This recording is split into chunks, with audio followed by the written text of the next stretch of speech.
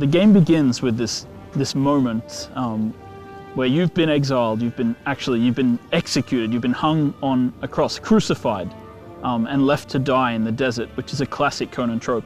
And as you hang there, there's a sandstorm, and from the sandstorm emerges Conan the Barbarian, vital, strong, and he walks towards you out of the wasteland and he chops you down, and then he frees you from the nails and he hands you his axe and he says, "Now it's your turn.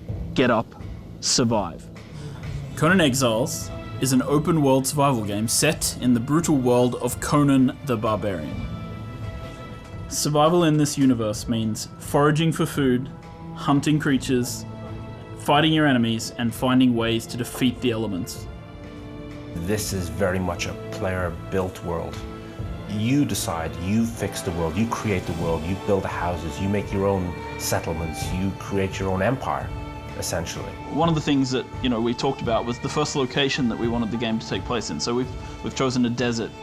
We've been playing around so far with a combination of tessellation-based displacement for foot imprinting and a neat little real-time fluid solver for simulating sand blowing across the desert surface.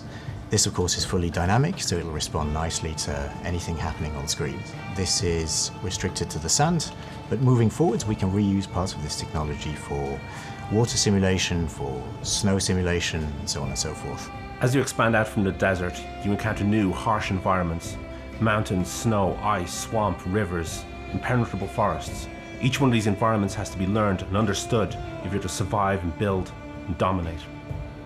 Conan Exiles can be played single player or multiplayer, on your own private servers or on publicly hosted servers.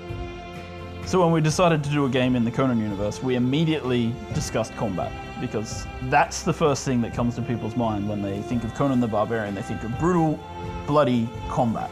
In the game, when you hit somebody, you see you do damage. You see you leave a mark upon the other player. You see heads coming off, you see arms coming off, you see blood, you see gore, you see dents in armor. These are the things we're aiming for. This is what we want to achieve in this game. Players in Conan Exiles start with nothing, and they have to build themselves up to something great. And so the first thing that they'll do is find shelter from the elements. And the second thing that they'll do is build a community. And hopefully, by the end of their time, they'll have built themselves a kingdom.